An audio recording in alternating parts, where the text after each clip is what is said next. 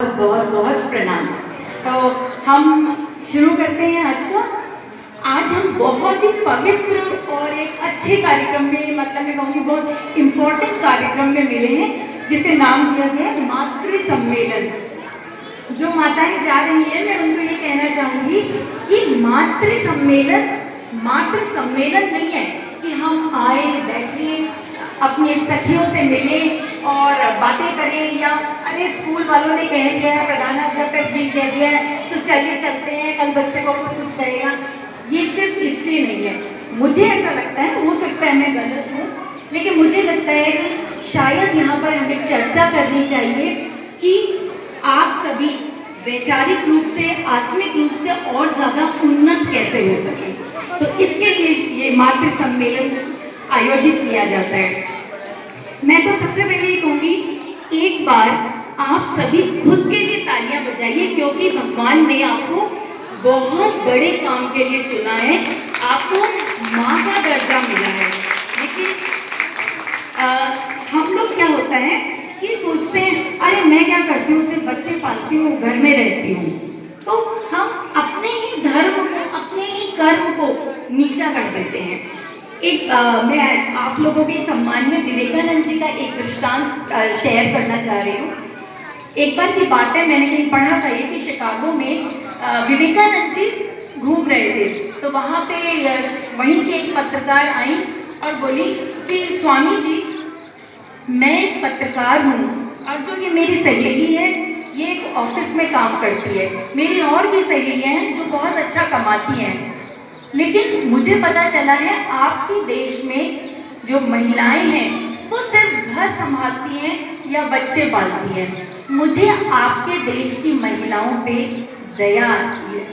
अब स्वामी जी तो स्वामी जी थे, उनका जवाब था कि आपको मेरे देश की महिलाओं पे दया आती है और मुझे आपके देश के बच्चों पर दया आती है, जिन्हें दो पिता तो मिलते हैं लेकिन माँ नहीं मिलती।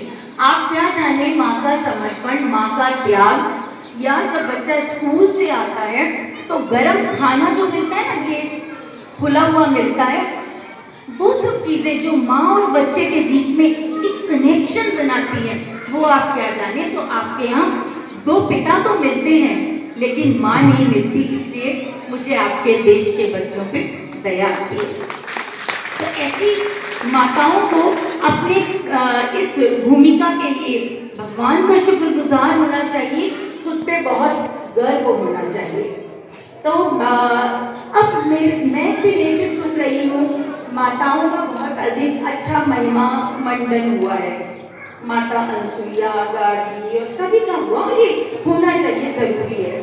हमारे जो वरिष्ठ जन हैं उन्होंने ये भी कहा कि माताओं पे बहुत बड़ी जिम्मेदारी है। ये मैं भी मानती हूँ कि माताओं पे बहुत बड़ी जिम्मेदारी है, क्योंकि आप लोग को बहुत बड़ी भूमिका मिली है। अपने उपनिषद, वेदों, इन सब में जो कहानियाँ हैं उपनिषदों में, वो हमें क्या सिखाती हैं? जीवन जीने के तरीके को सिखाती हैं। ये आप मानते हैं? उसमें बहुत कहानियाँ हैं, सब कुछ है। तो उसमें हमारे को ये शुरू से बताया गया, तीन हमारे यहाँ देव हैं, ब्रह्मा, विष्णु और महेश। ब्रह्मा क्या है? जो उत्पत्ति करते हैं, जो निर्माण करते हैं। विष्णु है जो पालनहार करते हैं, और महादेव संहारक, मतलब क्या होता है? जो परिवर्तन करते हैं। मतलब मैं जो भी हूँ उससे ज़्यादा उन्नत हो सकूँ। यहाँ मारने से मतलब नहीं है, मतलब है कि मैं और उन्नत हो सकूँ। तो ब्रह्मा, विष्णु, महेश। हम अब आजकल तो देखिए हर भगवान के बहुत मंदिर हैं, लेकिन हमारे पुराणों में ये कहा गया है कि ब्रह्मा जी को यही वरदान मिला था कि तुम्हारा इस धरती पे एक ही मंदिर होगा। विष्णु हर रूप में पूजे जाते हैं, चाहे राम हो, चाहे कृष्ण हो, कोई भी हो, हर रूप में पूजे जाते हैं। और महादेव तो परिवर्तन वाले हैं ही। आप जो माताएं हैं, आप जन्म भी देती हैं, मतलब क्रिएट भी करती हैं और पालनहार भी हैं। तो सबसे ज़्यादा जो पूजनीय है, सबसे ज़्यादा जो मुख्य भूमिका में वो कौन है? माताएं, क्योंकि वो पालनहार है। हमारे यहाँ कहा गया है, ऊपर आसमां और नीचे माँ, जिसके पास है उससे कोई कमी नहीं है। लेकिन अब मैं ये बात आपसे करना चाहती हूँ कि सब लोगों ने बहुत कुछ कहा, आप लोग को भी बहुत जिम्मेदारी दे दी कि माताओं की जिम्मेदारी है।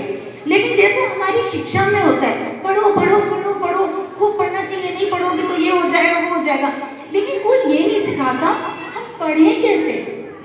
ठीक है, एक किताब दे दी जाती है, उसमें से हम टीचर आके समझा देता है, लेकिन मैं इस विषय में बात नहीं करूँगी क्योंकि हमने इस पे भी बहुत काम किया है कि हम पढ़ें कैसे। मेरा एक टीवी सीरियल भी आता है पुराना, उसमें मैं होस्ट थी, खुला आकाश नाम से। उसके 16 एपिसोड हैं, आप अगर कभी यूट्यूब पे देखेंगे तो मिल जाएगा। मैं ये कहना चाहती हूँ कि माताओं को कोई ये तो बताए कि मैं माँ बनी क्यों। अगर मैं आप लोग 5 मिनट ले सकती हूँ सर? हाँ, मैं ये जानना चाहती हूँ, आपको ये तो बताओ, आप में से कोई बताएगा आप माँ क्यों बनी? कोई भी माँ क्यों बने? भाई शादी हुई है तो बच्चा तो होना ही चाहिए, है ना, वरना कैसे वंश चलेगा, यही सब बातें हैं ना। या कोई, मैं खुश होना चाहती हूँ, मैं समाज में एक अपना दर्जा पाना चाहती हूँ, नहीं तो मुझे माना जाएगा कि मेरे में कोई कमी है, मैं उस कमी की पूर्ति करना चाहती हूँ। ऐसे बहुत सारे रीज़न हैं। या ये कि ठीक है, जो मेरे जीवन में कमी रह गई, मैं उस कमी को बताना चाहती हूँ, पूरा करके दिखाना चाहती हूँ। लेकिन मैंने अपनी एक किताब लिखी है, पेरेंटिंग, एक यात्रा स्वयं की ओर, अ जर्नी टुवर्ड्स योरसेल्फ। माँ सिर्फ आप बच्चे के पालन पोषण के लिए नहीं बनी है। क्यों है ये दिक्कत कि सब कह रहे हैं कि आप माँ हो, जिम्मेदार हो। यूएसए में बच्चे जाकर माँ को भूल जाते हैं, माँ बाप को भूल जाते हैं, वो वेट करते हैं, एक आ जाता है माँ के मरने पे, दूसरा आता है पिता के मरने पर। ये सब कमियां क्यों हैं? क्यों बच्चा माँ बाप से आज़ादी चाहता है, क्यों चाहता है? हमें इस पे बात करनी होगी। क्यों? क्योंकि जब तक हम अपने में बदलाव नहीं करेंगे, हमारी जो अगली पीढ़ी है उसमें बदलाव नहीं आएगा। मैं चाहती हूँ मेरा बच्चा मोबाइल नहीं देखे, लेकिन मैं मोबाइल देखती हूँ। मैं मेरे बच्चे को प्यार से बोलना सिखाती हूँ, लेकिन तेज आवाज में। तुम्हें शर्म नहीं आती? तुम धीरे नहीं बोल सकते? कैसे समझेगा बच्चा? एक बहुत बड़े साइकोलॉजिस्ट हुए हैं, उन्होंने कहा है कि बच्चा कहता है, पापा मम्मी आप जो कहते हो मुझे सुनाई नहीं देता, आप क्या करते हो मुझे बहुत तेज सुनाई देता है। मेरी इस बात का मतलब समझे? हम जो करते हैं वही बच्चे सीखते हैं। तो आपके जीवन में ये जो बच्चा आया है, देखिए मेरी पीएचडी एक्चुअली पेरेंटिंग पे ही है। टोटल मेरी पढ़ाई सब कुछ पेरेंट चाइल्ड रिलेशनशिप पे, मतलब माता पिता और बच्चों के संबंधों पे ही मेरी पीएचडी है। तो क्या होता है कि मेरे को 10 मिनट में बातों को मतलब रोक लेना मेरे लिए थोड़ा मुश्किल हो जाता है, इसलिए मैंने आप लोगों से 5-7 मिनट की परमिशन मांगी। अगर आप बोर हो रहे हो तो मुझे प्लीज़ बोल दीजिएगा। लेकिन मैं बस इतनी सी बात कहना चाहती हूँ, क्योंकि आज भी मैं जब आ रही थी तो मैं मेरे हस्बैंड से यही कह रही थी कि मेरा मानना है कि हम कमाएं या ना कमाएं ये अलग चीज़ है, लेकिन अगर हमें भगवान की कृपा से, अपने माँ बाप की कृपा से कोई शिक्षा मिली है या हमें कुछ ज्ञान प्राप्त हुआ है, तो एटलीस्ट हम समाज में उसको लोगों के साथ शेयर तो करें। तो मैं ये कहना चाहती हूँ, बच्चा जो है ना, इंग्लिश में कहावत है, child is the second chance to know yourself. मतलब आपके जीवन में एक जीवन आपको मिला, माता पिता ने आपको उस जीवन से दूर कर दिया। मेरा मतलब सांसों से नहीं है, माँ बाप अपनी सांसें दे देते हैं बच्चे के लिए, माँ बाप से ज्यादा कोई बच्चे को नहीं चाहता, ये मेरा दृढ़ विश्वास है। दुर्योधन भी इसी प्रेम के वशीभूत तैयार हुआ था, या रावण या किसी के लिए भी नहीं, ठीक है, ये प्रेम ही था माँ बाप का। लेकिन क्या होता है कि मेरे को ये लगता है कि जो बच्चा, जब तो माँ बाप कर देते मुझे मुझसे ही दूर कर देते हैं। जब पैदा होते हैं ये अपनी बुआ से मिलता है, ये अपनी माँ जैसा है, ये दादाजी जैसा है, इवन परदादा जी से भी मिलवा देते हैं। मुझे पता ही नहीं चला, मैं कब खुद ये भूल गई कि मैं कौन हूँ। और एक 7 साल की उम्र में जाके यही दुख रह जाता है कि मैं तो ये जान ही नहीं पाई कि मैं कौन हूँ, और यहीं से फ्रस्ट्रेशन वगैरह शुरू होता है। तो अब आपको ये मैं बताऊँ, आपके जीवन में बच्चा आया है, वो आपको दूसरा मौका मिला है खुद को जानने का।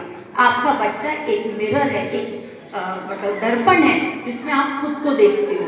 एक्चुअली होता क्या है कि हम खुद से बहुत दूर हैं। मैं डॉक्टर नहीं बनी, ठीक है, शशि मैम बैठी, मैं डॉक्टर नहीं बनी, तो मेरे बच्चे को तो बनना ही चाहिए, ठीक है, मैं नहीं बनी। अब मुझे इससे फर्क नहीं पड़ता कि उसको मेडिकल में इंटरेस्ट भी है या नहीं, लेकिन समाज में तो इज्जत है। हम खुद अपने बच्चों को आर्थिक युग की तरफ धकेल रहे हैं और फिर उम्मीद करते हैं कि वो हमसे जुड़े रहें। ध्यान रखिए, मैं बात को खत्म करूंगी क्योंकि मुझे मालूम है कि लंबा हो जाएगा, तो सब टाइम देखेंगे कि 2 बजे तक का प्रोग्राम था, एक मैडम ने सारा खींच लिया। बच्चों के साथ कनेक्शन बनाइए, कनेक्शन बनाना है, बच्चों को स्वीकार कीजिए, वो जैसे हैं उन्हें स्वीकार कीजिए, लेकिन हम बच्चों को सिर्फ करेक्ट करते रहते हैं, मतलब हम करेक्शन मोड में तो रहते हैं, कनेक्शन मोड में नहीं रहते। अब लोग कहते हैं एक्सेप्ट भी तो करते हैं मैडम, बच्चा 8 बजे उठे तो हम 8 बजे उठने देते हैं, वो ब्रश नहीं करे तो ठीक है मैं नहीं करने दूंगा।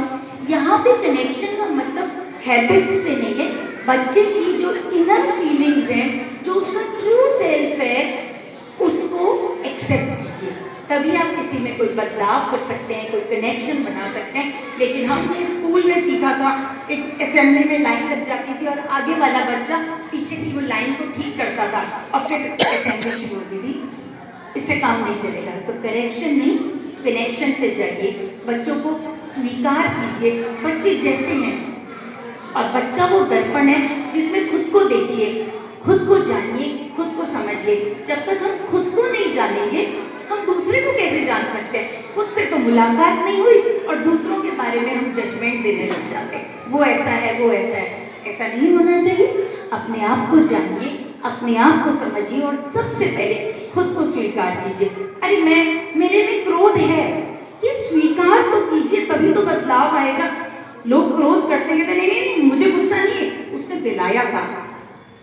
हम यही कहते हैं मेरे को गुस्सा नहीं आता, लेकिन ये करते ही ऐसे कि मुझे गुस्सा आ जाता है। तो यहाँ पर हमें रुकना होगा, पॉज देना होगा, कॉन्शियस होना होगा, अपनी चेतना को जागृत करना होगा।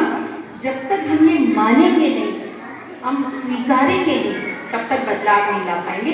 तो अगर आप अपने बच्चों को या अगली पीढ़ी को अच्छा बनाना चाहते हैं, इस देश के निर्माण में आप लोग का बहुत बड़ा योगदान है। अगर देश के निर्माण में अपना योगदान देना चाहते हैं, तो मैं सभी माताओं से निवेदन करूंगी कि सबसे पहले खुद को स्वीकार कीजिए, खुद को समझिए। और मेरा एक चैनल है यूट्यूब पे, द पेरेंटिंग मतलब जो पेरेंट्स होते हैं आप लोग, वो बच्चों को कैसे पालन पोषण करें, द पेरेंटिंग बाय डॉक्टर सीमा।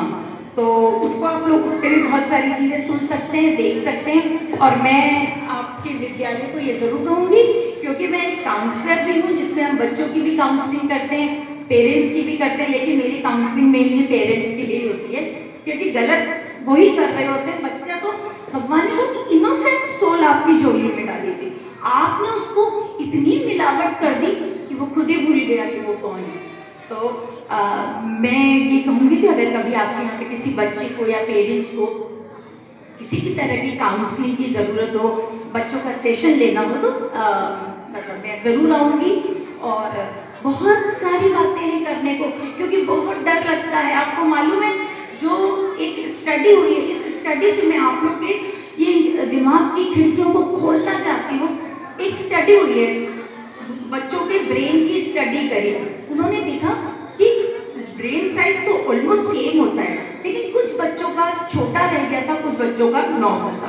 तो जब स्टडी हुई तो पता चला जिन बच्चों का थोड़ा माइंड छोटा रह जाता है, वो जनरली ड्रग्स में और ये वॉयलेंट एक्ट्स में और इन सब में चले जाते हैं, खुद से चिड़चिड़े, फ्रस्ट्रेटेड होते हैं। तो इस स्टडी से पता चला जिन बच्चों का भी अपनी माँ से कनेक्शन नहीं था, जितना ज़्यादा बच्चा नेग्लेक्टेड फील करता था खुद को, उसका दिमाग थोड़ा सा छोटा रह गया। लेकिन जो बच्चे माँ बाप द्वारा पूरी तरह से स्वीकार्य थे, उनको एक अच्छा वातावरण मिला था, उन बच्चों का ब्रेन डेवलपमेंट ज़्यादा हुआ था। तो हम लोग तो वैसे भी ब्रेन डेवलपमेंट पे ज़्यादा जोर देते हैं ना, इनर ग्रोथ की तो हमको वो नहीं है। तो हम लोगों को अगर अपने बच्चे को एक बहुत अच्छा इंसान बनाना है, क्योंकि भाई साहब ने जैसा कहा, पहली यूनिट ठीक हो जाएगी तो देश तो ठीक ही हो जाएगा। तो पहली यूनिट मैं हूँ, मुझे ठीक होना होगा। और सिर्फ माता पिता का नहीं, बल्कि पड़ोसी के बच्चे के प्रति भी आपका एक धर्म है। अभी आप मातृ धर्म में हैं, उस पल उसको पूरी तरह निभाइए। और यही मैं अपनी बात खत्म करती हूँ। आप लोगों ने शांति से मेरी बात सुनी, मुझे मालूम है बहुत लेट हो गया है, उसके लिए बहुत बहुत बहुत धन्यवाद।